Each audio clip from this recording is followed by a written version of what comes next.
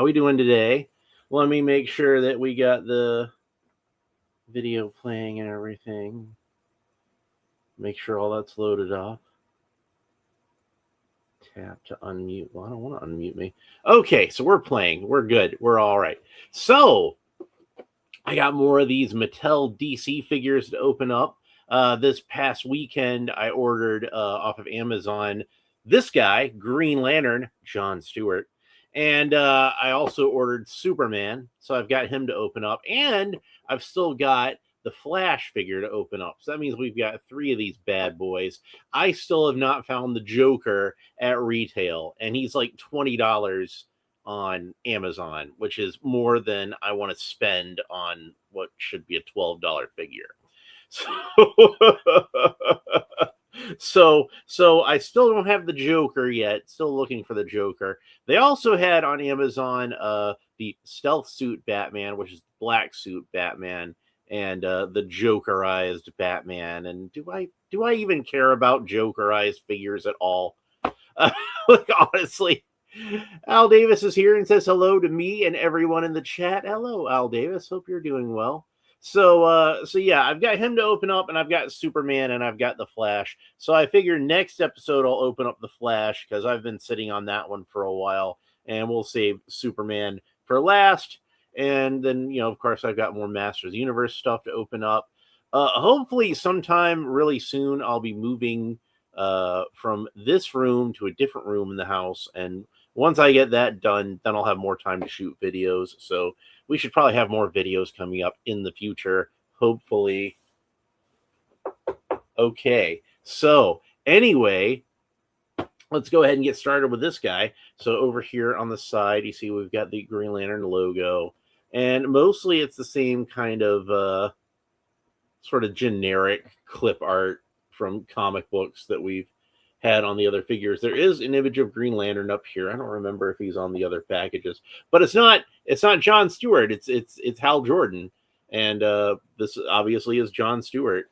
And then on the back, this kind of a generic cityscape.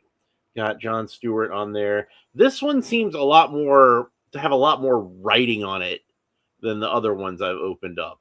I don't know if maybe this is like an international version or what. Got all these trademark logos down here with the DC and Batman and Green Lantern and Superman and Warner Brothers. And I guess they'll put Paramount on there soon. I don't know. Bobby Wald says, did you see any of the NPCs from Big Bad Workshop that look kind of like Ron Burgundy minus the hair unlocked? Yeah, it does look kind of like Ron Burgundy with that sort of vague, late 20th century Anchorman look to him, but we all know who that's really supposed to be, right? That's Hector Ramirez. Al Davis says Hal Jordan got really tanned. No, that's John Stewart. He's always been that way. I heard that there's a new Green Lantern show, apparently, but it's not called Green. It's just called Lanterns because they thought green was stupid. I don't know. It's the guy who made Lost. I never got into Lost. I was never into that show at all. The main thing I remember about it was everybody was disappointed about the ending. That's the main thing I remember about Lost. I'm Ron Burgundy. Yeah, he looks kind of like Ron Burgundy because that's just kind of what a newscaster looks like, I guess. But yeah, it's supposed to be Hector Ramirez. So Ron Burgundy got really tan. So, and of course, Hector Ramirez was supposed to be like a caricature of Geraldo Rivera at the time. And, at that time, Geraldo was kind of like this investigative reporter. That was before he did his talk show. So I think he still considers himself a journalist, but I don't think many other people still consider Geraldo Rivera to be a journalist. But yeah, those looked really cool. I liked the Hector Ramirez figure, and I liked the cheerleader. I thought she looked cool. So, oh, they have a red suited late night act. No, I haven't seen that one. I'd seen Hector Ramirez, but I hadn't seen the one. So that one's Ron Burgundy. Okay, they could probably just reuse the same head sculpt because, like I said, he kind of looks like Ron Burgundy anyway. Ron Burgundy looks like him because it's like they are both going for that same sort of aesthetic. So you probably could use the same head sculpt and just paint him to look like, with lighter skin and lighter hair. Yeah, I think that would have worked. I'll have to check that out then because I hadn't seen that one. So that's news to me. So anyway, I don't think there's much more to say about this packaging. Let's go ahead and open them up. So, but yeah, spoiler warning on the Lanterns TV show is like if you haven't been on the internet the past few days, apparently they kill off Hal Jordan in the first episode, and a lot of people aren't happy about that. And honestly, I kind of feel like it could be like a fake out or something like that, but I don't really care because I'm not interested in the James Gunn DC stuff at all. Like from what I understand, the show takes place in 2016, so like 10 years ago, and Hal Jordan would have been Green Lantern like back in the 90s. And I'm like, why is Hal Jordan Green Lantern in the 90s if Superman just became Superman? God, this whole universe is a mess. The whole universe is a mess. I'm just not interested in any of it. I'm sorry. So he's got a lot of accessories back here. We'll get these in a second. First, I want to pull our Green Lantern out of the package. And there's no rubber tabs holding this guy in, which is awesome. And since he doesn't have a cape, he doesn't even have his cape taped into the package. And, I hate that. But yeah, here he is out of the package. And this looks very much like how the character was redesigned on the Justice League cartoon series and Justice League Unlimited. He's got this high and tight haircut, but it's not quite as tight at the top as usual. You can see he's got a little more body to it. Like he's been going to the barber shop and getting his edges done, but he's been letting it grow out a little bit at the top. I'm not used to seeing John Stewart with the high and tight and seeing it with this kind of length to it. I'm used to it being much more closely cropped if he's got the high and tight, or seeing him with kind of an afro like the 1970s John Stewart that they made the figure for McFarlane. I happen to have him nearby. And he's a little darker skinned than that one. But you can see he's got a little bit more of an afro. It's like a shorter afro, but it's a little bit more of an afro. And it's got that same sort of length to it, like I was talking about. Lil Bane is here and says it's been a while. It sure has. I haven't seen you in forever. I hope you've been doing well. And Al Davis says it's kind of a short kid or play haircut. Yeah, this would be like, I guess when Kid was just first starting to grow it out a little bit. And he does have the green eyes. So that looks cool. They painted his green eyes though, like as if he actually had green eyes, like how a human being has green eyes. Whereas like on the cartoon, like his green eyes are painted as kind of like green dots. It almost looks like that on the screen to me. And I think that would have looked better, but whatever, it is what it is. And then in the comic book, probably because it's easier to draw in a comic book, they wound up giving John bare hands, and in the cartoon he actually had black gloves. But I think it's probably because it's easier to draw it in a comic book with the because you don't have to worry about the highlights on the gloves and everything when you draw the individual fingers. Lil Bane says, my mom died. Oh, I'm so sorry to hear that. That's, yeah, so obviously, that's going to, take up a lot of your time. So I'm very sorry to hear that your mother passed away. That's very unfortunate. So my heart goes out to you. So, but hopefully you're doing as well as can be, because I know that's got to be a hard thing to go through. It was a little over a year ago. It would have been last March, not this past March, but last March. My stepfather passed away, and I know like going through something like that is really difficult. So you do have my condolences. I'm sorry to hear about that. So, and car accident, and it took her friend also. Oh, that's horrible. I'm so sorry to hear that. That's. Let's have. It's hard to talk about shit. Oh, well, that's rough. So, let's have just a moment of silence for Lil Bane and his loss.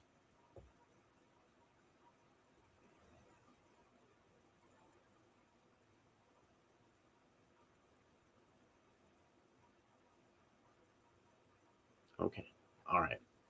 I think that's a long enough moment of silence. I don't know how that stuff works.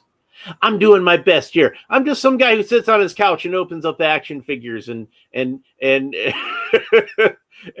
we got like major tragedy going on. So, but I feel like I have to acknowledge it. It's like so. You're welcome, Lil Bane. I'm sorry you've been going through that. So, and Bobby Wald says his mom passed away last year, and then his wife's mother 3 months after.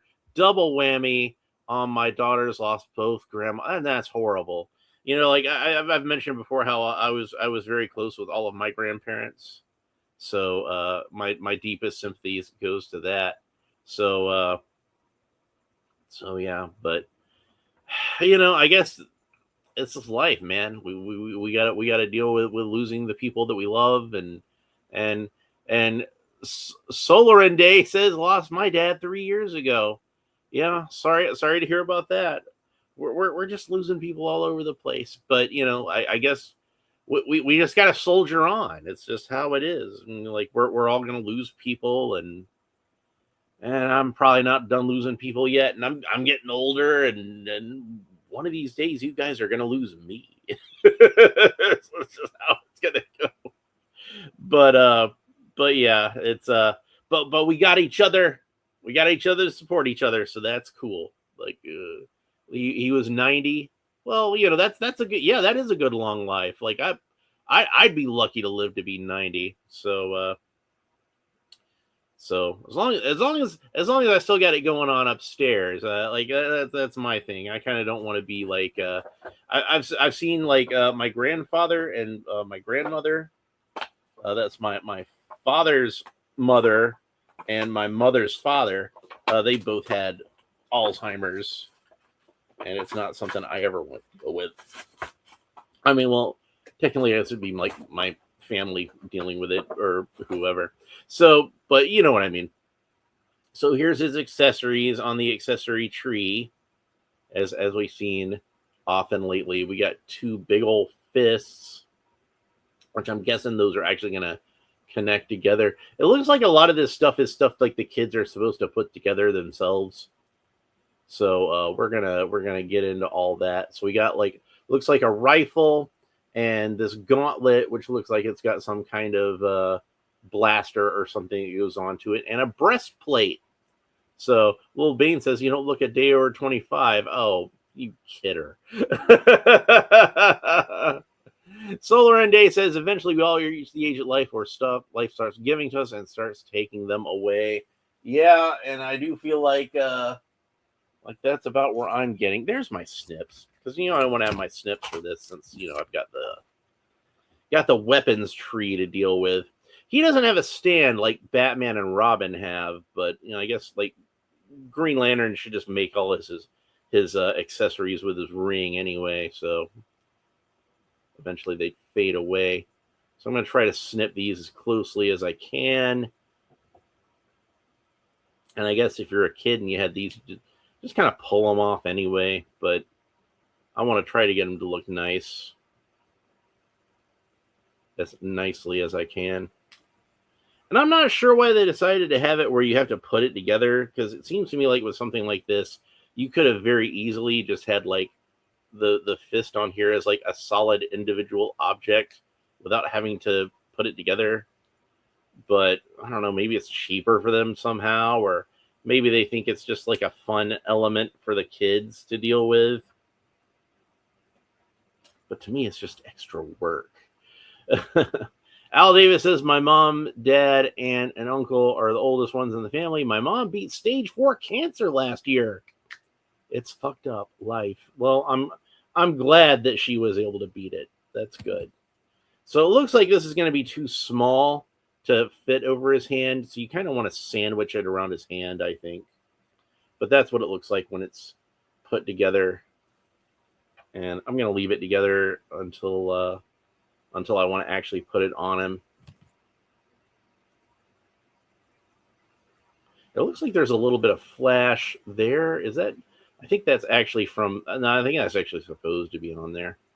That's going to make it trickier to trim this. So I think this is like the back piece of his armor. I guess that's supposed to come off. La-di-da-di-da. Isn't this exciting stuff? You see why I didn't take all the weapons off the tree in the Robin video, because it can get kind of tedious after a while, and I'm having to think of things to say. And I can't even really look at the chat because I'm looking at what I'm doing over here. So even if something interesting is going on in the chat, I have no idea. Al Davis says the green looks like a bit pale emerald, like Chinese jade color. And Bobby Wald says, my grandmother is still around and she's getting less active. Nothing past, less active through, but passed the she passed the driving test. Wow, that's great. So that means she still has like a little bit of her independence then, I suppose. So that's good. Yeah, my grandfather was a truck driver, and eventually he got to the point where he couldn't drive anymore. And I was like, that was just kind of astonishing to me, because I'm like, that's like telling Superman he can't fly. But again, he was starting to get the Alzheimer's. So, and there's the breastplate, which has a Green Lantern logo embossed onto it. Looks really cool. Let's set that aside. And then there's these, like I said, it looks like kind of blasters. I don't know what else to call them. Some kind of blaster that goes onto the gauntlet. So it seems like there's a lot more accessories than there actually are, since you know, it's a lot of stuff you have to put together. Get this off of here. And like I said, it just takes up a lot of time to do this in this video, where I could be doing more interesting stuff. So I kind of wish that they didn't do this. So the peg is on one side of this blaster, so it's not like at least the peg is one solid piece. So then we get it put together, and that's what that looks like. And it's got like a square barrel to it, very Rob Liefeld in the 1990s. And then this one looks a little more 2000s-ish to me, the rifle that he comes with. So in the original comic book, as created by Neil Adams, the legendary Neil Adams, and the equally legendary Denny O'Neil. Almost got this off. John Stewart was an architect, and he was a guy who was recruited to be Hal Jordan's backup if Hal Jordan was ever indisposed for whatever reason. The ring would go to John Stewart, and he would fulfill his duties as Green Lantern. And we did see this a few times in the 1970s and the 1980s, where there'd be a story where Hal is incapacitated for some reason, and John takes over. The most famous example I can think of is an issue of Justice League of America. It was the Christmas issue with the key. And Hal Jordan slipped in the bathtub and hit his head and got knocked unconscious. So John Stewart wound up taking over for that issue. I'm not sure why they decided to use John Stewart specifically for that issue, but I thought it worked out pretty well personally. But yeah, so John was basically the backup Green Lantern. And Al Davis says, Alan, be careful of stepping on any sprue pointy bits. Oh, I will. I've been setting all this stuff over here, and I'm going to toss it once the video's over, because I have no use for it. And says, can we Joke about sprue bits looking like Yoda's dick. Well, I mean, they'd be translucent. Personally, I kind of think that's what it would look. I think it would point down a little bit like that, don't you? I think that's how that would work, or maybe point up a little bit, and then he could hit the G spot. This is not a show for kids.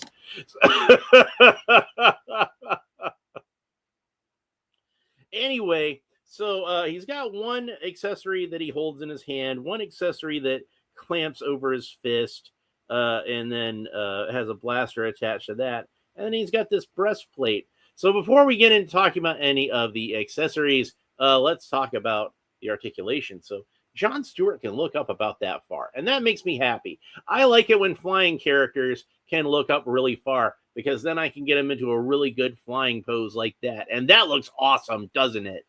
That looks super cool. So I'm happy about that. He can look down about that far, which is not super far, but it's still, like, considering how far he can look up, I'm willing to let it slide.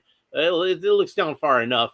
He can kind of tilt his head quizzically from side to side, rotate the head all the way around. Of course, the arms rotate all the way around the shoulders, and they raise up to the sides about that far. He does have like a slightly metallic green on his suit. It's not super metallic, but it's metallic enough I can tell it's metallic. And then the green on the emblem is not quite as metallic, but still a little bit metallic. And then he's got a single joint articulation at the elbow that bends about that far, and then that rotates all the way around.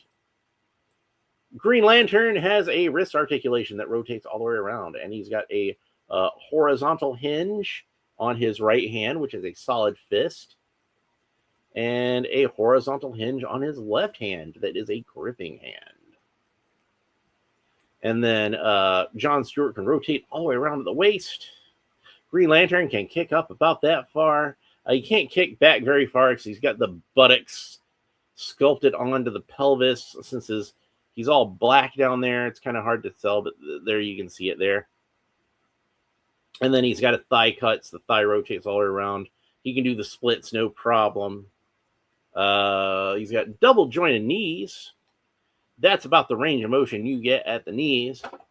And then he does have a boot cut, so the boot rotates all the way around. I'm not sure. Fist with ring. Yeah. Yeah, he fists with his ring. So, yeah.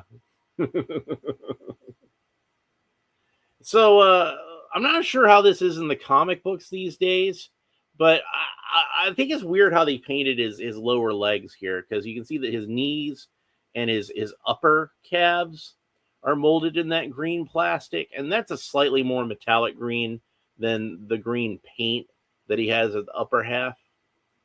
So maybe they should have molded it all in the green plastic, and that would have looked shinier, and then just painted the black parts on. I don't know. Is there a ring? Yeah, there's a ring. He's got the ring. It's sculpted on there, and it's painted, and it looks nice. So he's got it. He's got it. What would a Green Lantern figure be without the ring? He's got to have the ring. It'd be awful if they didn't give him a ring. But yeah, like I'm used to. Okay, on the animated series, he just didn't have boots at all. I don't think, did he? No. The Kyle Rayner costume in the Superman animated series didn't have boots. Yeah, I guess I didn't show a good shot of it before, but yeah, he's got a ring. But yeah, he did have boots when he was on Justice League, but they're like the boots you typically see on Green Lantern. Where did I put that thing? I put him back in the box that he was in. Okay, so where they're just kind of flat across the top like that. That's how I'm used to Green Lantern's boots being. But he's got these boots that come all the way up his knees, and to me that looks a lot more Kyle Rayner-ish.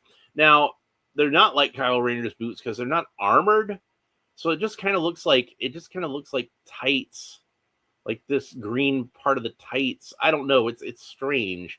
I don't know why they did it that way. So I don't know if maybe there's a comic book design of Green Lantern that I'm not aware of, where Jon Stewart has boots that come all the way up like this. But personally, I think they should have just made the boots at the boot from the boot cut down.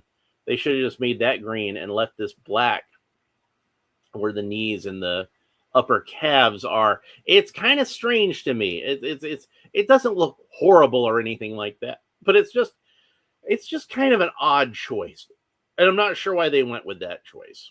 It's kind of confusing and baffling.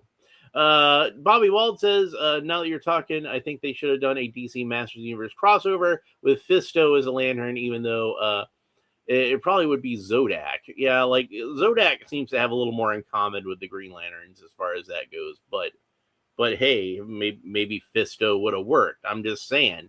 So, but I'm surprised they didn't already do the DC Masters Universe crossover. That's one of the things I was definitely expecting once Mattel got the license back. I figured that would have been one of the first things. So let's talk about his accessories now that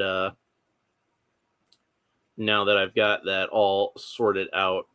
And he's got this gauntlet, like I said, that clamps over his right hand. And it is definitely supposed to be for the right hand because it has a thumb on it and everything. And to me, it doesn't fit on there as tightly as I would like. It kind of rattles around on. I figured it would have been a little more snug than that. Maybe I'm putting it on too high. Maybe I try to. It looks like maybe I can fit it a little lower down the arm. Let's see if that'll work. But it looked to me like that opening would be a little too small for that. But no, it looks like it fits on there just fine. Okay, that looks better. That looks better. And it's not rattling around anymore. So, and you can still rotate it to a certain extent. And then this blaster should mount onto the side there. On either side. You can put it on either side because there's a hole on this other side too. So you can put it on the inside if you wanted to. So, and then there's this breastplate, which that looks like that clamps around his torso. And it's got a little backpack hole in there, so that fits into the hole in his back. So Batman, I don't think, came with anything to stick in his back. I don't think Robin did either. So this is the first time I've had anything to take advantage of that backpack hole. And it does give it kind of like an Ivan Rice sort of feel to it with the way he would do that kind of floaty lantern emblem. Or was it Ethan Van Sciver? I don't know who it was who invented that look. But having the translucent breastplate with the Green Lantern emblem on the breastplate over the one on his shirt, it does kind of remind me of that style of drawing Green Lantern from like the early 2000s. Elbow deep, says Al Davis. Yes, indeed. His fist goes elbow deep in the hole, which I thought would be a little too snug, but it actually is he does fit in there. So there we go.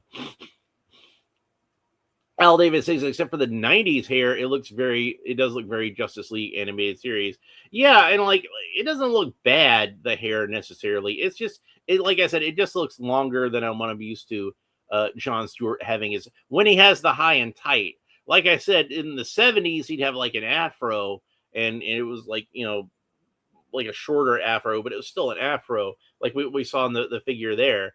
And it's the same length, I think, at the top that one is on that figure, but he's just got kind of the fade going on at the sides. And I should point out, because I don't think I did, that there actually is like a little bit of paint detailing there.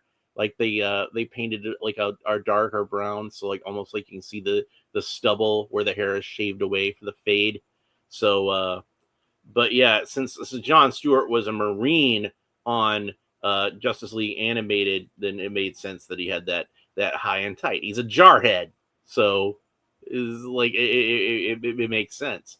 So, and then they wound up retconning that into the comic book version because let's be honest, the animated version is the best version of John Stewart. I'm sorry.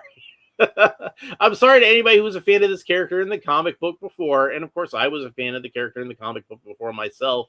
But I liked him even better on the animated series. I thought that they had improved upon the character. Making him a Marine just kind of did something with the character that I felt like it was a little missing before. So they kind of retconned it so like he was a Marine before he was an architect in the comic books. He was a Marine engineer. So forget about 4 heads. He's a 9 head. Or he does have a little bit of forehead thing. His whole head kind of seems like it's a little more narrow than what I'm used to John Stewart as having. It still works. I'm still fine with it. But yeah, so I really like this figure. I thought it turned out very nicely.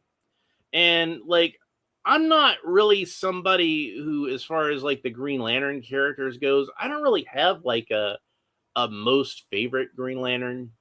I know like every Green Lantern like has their own fan following, and like some people are really big John Stewart fans, and some people are really big Hal Jordan fans. I know my friend Rue is a really big Hal Jordan fan, so shout out to him if he's watching. And by the way, he was the one who pointed out to me that these were up on Amazon already, so I went ahead and ordered John Stewart and Superman, so we'll have him coming up. Young Will Smith and Gemini Man. Al Davis says it reminds you of the young Will Smith and Gemini Man. I guess a little bit. I could kind of see that. But yeah, like some people like Kyle Rayner, some people like Guy Gardner, some people still go old school, and Alan Scott's still their favorite. But personally, I don't think I really have a favorite among our human Green Lanterns. I think I like John Stewart about as much as I like Hal Jordan. Maybe I might like Hal Jordan just slightly more because he was the first one I remember. So I might have like just a slight more of an attachment to him, but I like the especially the, like I said, the animated version of John Stewart I really liked. So it's kind of funny. It's almost kind of like one of those when the Doctor gets regenerated kind of things, where like when John took over as the main Green Lantern for a little bit in the 80s, I was like, hey, what happened to Hal Jordan? What's up with that? Why is John Stewart Green Lantern now? Like, who's this guy? I don't think I'd even seen him in the comics at that point. So I'm like, who even is this guy? And he wound up being an interesting character in his own right. So, at the end of the day, I was kind of like, okay, cool, and got to like him. And then they brought in Guy Gardner. And it's like, I can't win here, people. And then they were all Green Lantern at the same time for a while. And you had Mosaic. And I kind of don't want to talk too much about that era of Green Lantern for reasons. Just the writer was a scumbag. I'm just gonna say that. I'm just gonna the writer deserves the brick and the wood chipper treatment, if you know what I mean. So we'll leave it alone after that. But you can Google. I'm not talking about it on this show. But yeah, he was in Cosmic Odyssey, which is a comic book that I really enjoyed, and wound up paying the price for his own arrogance. And apparently that storyline was originally intended to be a storyline for Guy Gardner. And I think it probably would have fit Guy a little bit better than John, honestly. But it did wind up leading into a lot of his character development through the next 20 years or so before they put him on the Justice League animated series and said, oh, he's really cool in this. We should just do this. Al Davis says, with John quite serious, he worked very well paired up with the Flash in the animated series. Yes, indeed. And that's kind of what you want, isn't it? You want Green Lantern and the Flash to kind of be able to pair off well together. At least I think that's how that ought to be. Bobby Wall says, the other night, the DC animated movie Green Lantern, Hal Jordan was missing, and John Stewart gets the ring, and they go searching for him. My wife couldn't believe how Hal Jordan became the bad guy. Yeah, and they just straight up made him the bad guy in that version, which, like, I don't know why they did that, because, like, it's not a very fondly remembered decision from the comic book. And I don't believe that version of Hal ever got any kind of redemption or anything like that. I think he just stayed a bad guy. I don't know, man. I kind of suspect that at Warner Brothers, they don't really like Hal Jordan very much because they did that Ryan Reynolds movie, and that wound up being a box office disappointment. So I think that they just have Warner Brothers as a studio has a hate boner for that character now, because they just see him as being the box office disappointment guy.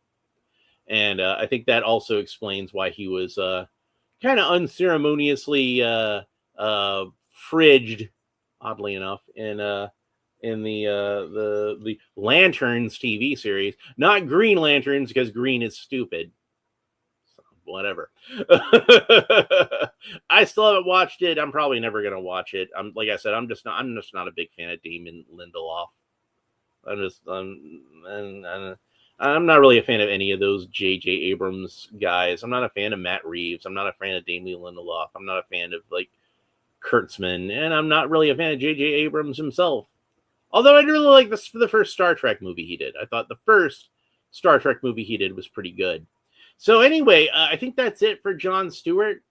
It's a really good figure, and I suggest you pick it up. I've really enjoyed all of these Mattel figures that I've opened up, and I've still got the Flash and Superman. So my next two episodes, my next two episodes are going to be the Flash and Superman.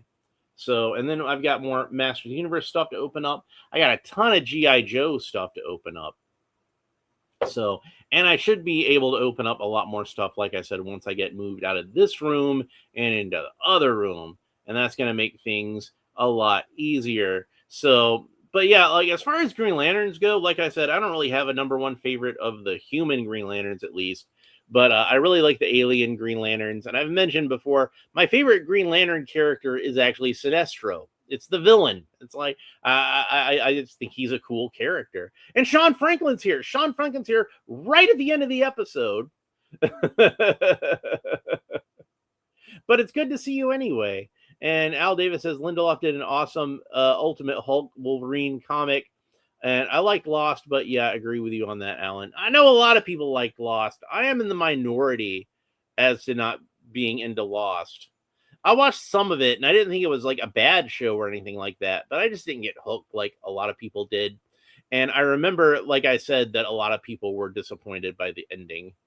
And that was one of those things where, like, one of the big fan theories about that show was like, hey, it's in purgatory. And they said, no, it's not in purgatory. And then in the end, it's like, okay, yeah, it was in purgatory. At least that's how I understand it. I could be totally way off base here, but that's from what I heard. That's what happened. I don't, like I said, I didn't really watch the end of it. So, Sean Franklin asks, "Have you seen Spider-Man: Brand New Day?" I have, and I loved it. I thought it was great. I did.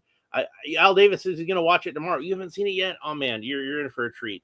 So, like, what I tell people about that movie is that, you know, I grew up reading Spider-Man comics in the 80s. That was like the thing that really got me into reading Spider-Man comics was the original Black Costume saga, not Venom. It wasn't Venom yet, but the symbiotic Black Costume. That was what first got me into what first got me into the comic books at period, because I read comics when I was a kid. I was a casual reader of comic books.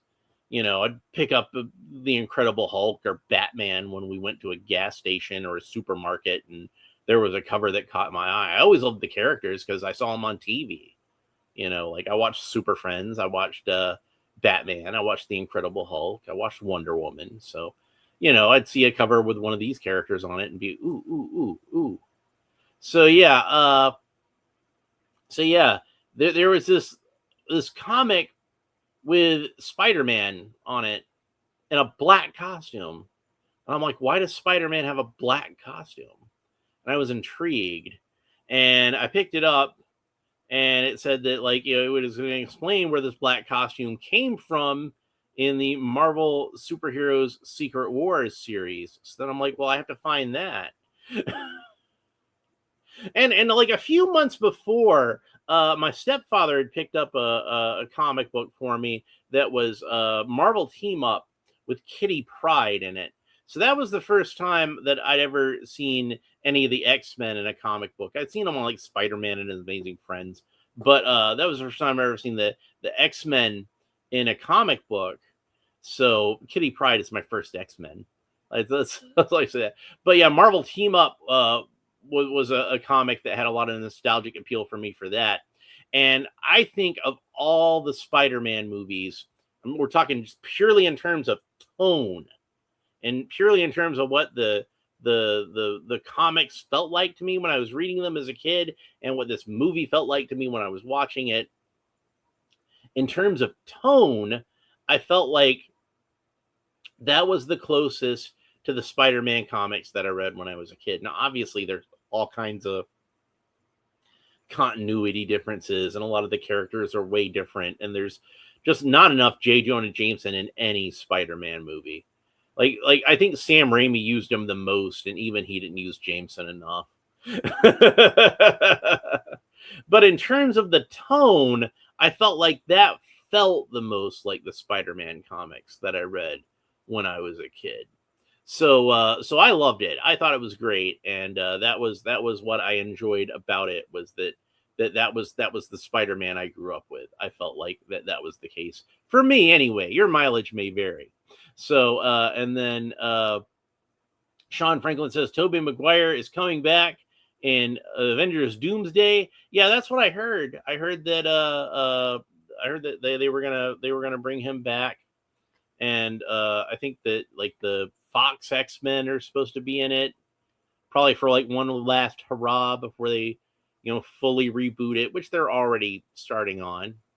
Spoiler warning for anybody who hasn't seen Brand New Day. Surely you've heard what X-Men character is in that by now, though. Surely that's been spoiled for you already. But if I'm not spoiling it, if I am spoiling it for you, yeah, sorry, there's an X-Men character in that. But I'll let you figure out which one for yourself. And then Al Davis says the J-Man does Fantastic Fridays for Fantastic Four and Marvel Monday for Avengers. So that's cool. So I might try to check that out sometime. Anyway, that's it for our John Stewart figure. I hope you enjoyed this video. If you did, please make sure that you like and subscribe and all the fun YouTube stuff down below. Leave a comment and let me know what you think about this figure. Like I said, I think they did a great job with them. And hopefully this will not be the last Green Lantern figure that we see in this line. I would like to have a Hal Jordan. I would like to have a comic book accurate Guy Gardner in his correct costume, not a Mr. Terrific palette swap. I would like to see that figure. That would be really cool. Kyle Rayner, that would be a good one to have. A lot of cool stuff they could do with Green Lantern. So hopefully this line goes on for a really long time and they get some more deep cut characters. So I know, like, all right now you want to have like the most well-known characters, obviously. So your Superman, Batman, Green Lantern, Flash, Robin, we've got those covered. So but we need to have a Wonder Woman figure. I'd like to have a Martian Manhunter. And I think Cyborg would fit in perfectly with this line. I think that they could do, especially with like the accessory trees and everything. Can you imagine all the attachments they can make for Cyborg? That would be like super cool. So this line's got a lot of potential, and I'm looking forward to seeing where it goes. I do think it's funny that for a line called DC Super Villains, I'm not sure why they decided to call it DC Super Villains, especially since we've only had one villain in the line so far, which is the Joker. Oh, and you have a Jokerized Batman figure, which I guess technically is a villain. But then even then, technically, you've got two Joker figures. Like, where's Lex Luthor? Where's Deathstroke? Where's Sinestro? Where's Darkseid? Hell, I mean, technically, they do have some other villains in the 2-packs, because they've got the 2-pack with the 3-pack with Bane, and then a 2-pack with Mr. Freeze and a 2-pack with Killer Croc. But those are like 2-pack characters. I'm talking characters that you get in the single cards. The ones I can get for like $12. That's what I'm talking about. But I do want to get that Mr. Freeze set, because I love Mr. Freeze, and I do want to get the Bane set, and that's got Nightwing in it. So they probably should have just called it DC Superheroes. I don't know why they went with DC Supervillains. That's just weird to me. Anyway, that's it for this episode. Hope you enjoyed it. We'll talk to you next time. Bye.